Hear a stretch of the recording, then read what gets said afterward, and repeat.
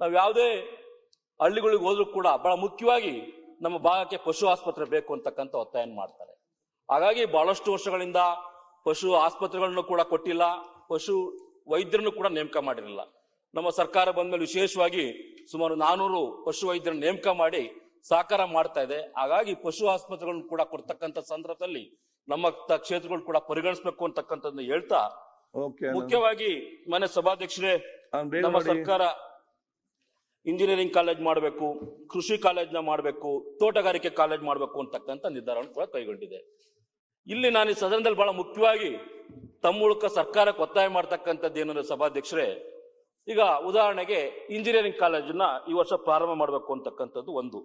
ಯಾವ ಕ್ಷೇತ್ರ? ಏನು ಉನ್ನತ ಶಿಕ್ಷಣ ಸಚಿವರಿರ್ತಕ್ಕಂಥ ಅವರ ಚಿಂತಾಮಣಿ ಕ್ಷೇತ್ರ. ಬಹುಶಃ ಒಂದು 150 ಕೋಟಿ ರೂಪಾಯಿನಲ್ಲಿ ಚಿಂತಾಮಣಿಯಲ್ಲಿ ಒಂದು ಇಂಜಿನಿಯರಿಂಗ್ ಕಾಲೇಜ್ ಮಾಡಬೇಕು ಅಂತ ನಿರ್ಧಾರ ತಗೊಂಡಿದ್ದಾರೆ. ಕೃಷಿ ಕಾಲೇಜನ್ನು ಕೂಡ ಸಚಿವರು ಏನು ಕೃಷಿ ಸಚಿವರು ಪ್ರತಿನಿಧಿಸ್ತಕ್ಕಂಥ ಮಂಡ್ಯ ಜಿಲ್ಲೆಯಲ್ಲಿ ಮಾಡಬೇಕು ಅಂತಕ್ಕಂಥ ನಿರ್ಧಾರ ತಗೊಂಡಿದ್ದಾರೆ. ಬಹುಶಃ ಮಾನ್ಯ ಮುಖ್ಯಮಂತ್ರಿಗಳು, ಸಚಿವರುಗಳು ಕೇವಲ ತಮ್ಮ ಕ್ಷೇತ್ರಗಳನ್ನ, ಜಿಲ್ಲೆಗಳನ್ನ ಮಾತ್ರ ನೋಡ್ತಾ ಹೋದ್ರೆ ನಾವು ಇಡೀ ರಾಜ್ಯದ ಸಮಗ್ರ ಅಭಿವೃದ್ಧಿ ಬಗ್ಗೆ ಯಾವಾಗ ಚಿಂತೆ ಮಾಡ್ಲಿಕ್ಕೆ ಸಾಧ್ಯ ಆಗ್ತದೆ?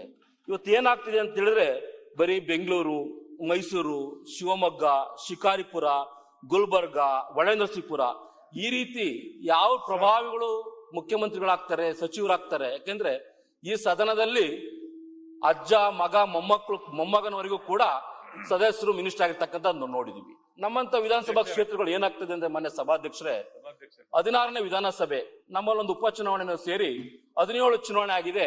17 ಚುನಾವಣೆಯಲ್ಲಿ ಸುಮಾರು 13 ಜನ ಶಾಸಕರು ಆಯ್ಕೆ ಆಗಿದ್ದೀವಿ. ಹಾಗಾಗಿ ಹೊಸ ಶಾಸಕರು ಆಯ್ಕೆ ಆಗಿ ಬರ್ತಿರ್ತಕ್ಕಂಥ ಕ್ಷೇತ್ರಗಳು ಎಲ್ಲೋ ಒಂದ್ ಕಡೆ ನಿರ್ಲಕ್ಷ್ಯ ಆಗ್ತದೆ. ಹಾಗಾಗಿ ನನ್ನ ಸರ್ಕಾರ ಒತ್ತಾಯ ಮಾಡ್ತಕ್ಕಂಥದ್ದು, ಎಲ್ಲಿ ಪೊಟೆನ್ಶಿಯಾಲಿಟಿ ಇದೆ ಇಡೀ ರಾಜ್ಯವನ್ನ ಸಮಗ್ರ ಅಭಿವೃದ್ಧಿ ಕೊಂಡೊಯ್ಯಬೇಕಾಗ್ತದೆ.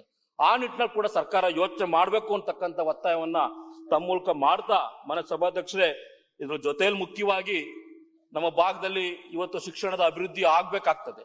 ಅದಕ್ಕೆ ಮುಖ್ಯವಾಗಿ ಏನು ಒಂದು ರೀತಿ ಹಿಂದುಳಿದ ಪ್ರದೇಶ, ಸತತವಾಗಿ ಆಗ್ಲೇ ಹೇಳಿದಾಗೆ ಬರಗಾಲ ತತ್ತರಿಸ್ತಕ್ಕಂಥ ಪ್ರದೇಶಗಳಲ್ಲಿ ನಾವು ಅಭಿವೃದ್ಧಿಯನ್ನು ಕಾಣಬೇಕು ಅಂದ್ರೆ ಶಿಕ್ಷಣದಿಂದ ಮಾತ್ರ ಸಾಧ್ಯ. ಹಾಗಾಗಿ BCM ಹಾಸ್ಟೆಲ್ ಮತ್ತೆ ಸೋಷಿಯಲ್ ವೆಲ್ಫೇರ್ ಡಿಪಾರ್ಟ್ಮೆಂಟ್ ಇಂದ ಕೊಡ್ತಕ್ಕಂಥ ಹಾಸ್ಟೆಲ್ಸ್ಗಳು ಇವು ಮುಖ್ಯವಾಗಿ ನಮ್ಮ ಭಾಗಕ್ಕೆ ಹೆಚ್ಚಿಗೆ ಬೇಕಾಗ್ತದೆ. ಕಳೆದ ಬಾರಿ ಕೂಡ ಕೆಲವು ಹಾಸ್ಟೆಲ್ನ ಕೊಡ್ತಕ್ಕಂಥ ಕೆಲಸವನ್ನು ನಮ್ಮ ಸರ್ಕಾರ ಮಾಡ್ತು. ಅದನ್ನ ಕೇವಲ ಜಿಲ್ಲಾ ಕೇಂದ್ರಗಳಿಗೆ ಮಾತ್ರ ಸೀಮಿತಗೊಳಿಸ್ತು. ಹಾಗಾಗಬಾರ್ದು.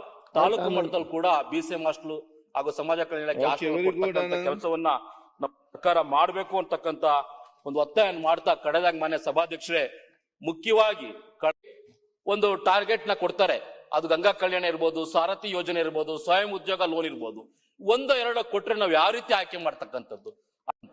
ಹಾಗಾಗಿ ಸರ್ಕಾರ ಈ ನಿಗಮ ಮಂಡಳಿಗಳನ್ನ, ಅದು ಜೀವರಾಜ್ ನಿಗಮ ಮಂಡಳಿ ಆಗಿರ್ಬೋದು, ಅಂಬೇಡ್ಕರ್ ನಿಗಮ ಮಂಡಳಿ ಆಗಿರ್ಬೋದು, ಆದಿಜಾಂಬವ ನಿಗಮ ಮಂಡಳಿ ಆಗಿರ್ಬೋದು, ಲಂಬಾಣಿ ಅಭಿವೃದ್ಧಿ ನಿಗಮ ಆಗಿರ್ಬೋದು, ಈಗ ಯಾವುದೇ ನಿಗಮ ಆಗಿರ್ಲಿ, ಅಥವಾ ಹಿಂದುಳಿದ ವರ್ಗಗಳ ಇಲಾಖೆಯಲ್ಲಿ ಬರ್ತಕ್ಕಂಥ ಮಡಿವಾಳ ನಿಗಮ ಇರ್ಬೋದು, ಉಪ್ಪಾರ ನಿಗಮ ಇರ್ಬೋದು, ವೀರಶೈವ ನಿಗಮ ಇರ್ಬೋದು, ಈ ನಿಗಮಗಳಿಗೆ ಹೆಚ್ಚಿನ ಒಂದು ಟಾರ್ಗೆಟ್ ಕೊಡೋದ್ರ ಮುಖಾಂತರ ಆ ಭಾಗದಲ್ಲಿ ಕನಿಷ್ಠ ಒಂದು ಸಮುದಾಯದಿಂದ ವರ್ಷಕ್ಕೆ ಒಂದು 10-15 ಜನಕ್ಕಾರ ಕೂಡ ಸೌಲಭ್ಯ ಸಿಗ್ತಕ್ಕಂಥ ನಿಟ್ಟಿನಲ್ಲಿ ಸರ್ಕಾರ ಚಿಂತನೆಯನ್ನ ಮಾಡಬೇಕು ಅಂತಕ್ಕಂಥ ಒಂದು ಒತ್ತಾಯವನ್ನ ಈ ಸದನದಲ್ಲಿ ಮಾಡ್ತಾ, ಮುಖ್ಯವಾಗಿ ನಾನು ಕೇಂದ್ರ ಸರ್ಕಾರ, ರಾಜ್ಯ ಸರ್ಕಾರದ ಬಜೆಟ್ ಬಗ್ಗೆ ಹೆಚ್ಚಿಗೆ ಮಾತಾಡಲಿಕ್ಕೆ ಇಷ್ಟಪಡಲ್ಲ.